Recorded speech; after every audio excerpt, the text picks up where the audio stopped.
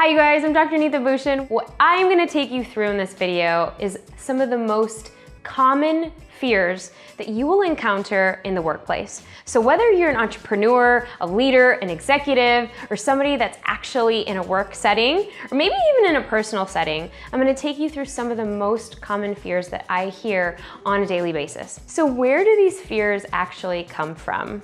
You definitely wanna be aware to some of the most common fears that you will encounter.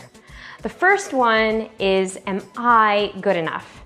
It's one thing that each and every one of us will face at one point or another. Is it good enough? Am I an imposter? Imposter syndrome is really the fear that you will be figured out and that you are an actual fraud. Or maybe that I haven't had this much experience. I have to keep getting degrees, accolades, achievements in order to prove my worth. So where do your fears actually come from? So most of this is adapted from this book that I wrote quite a few years ago called Emotional Grit.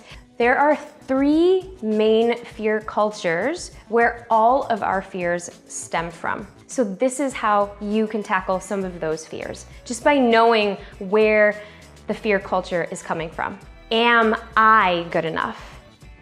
Which means that everything that you are going to be doing is going to prove your worth in the workplace, to colleagues, to people in your life.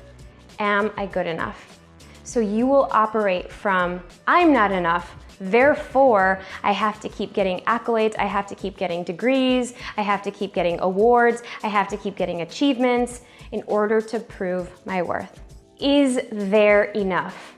This operates from scarcity and lack.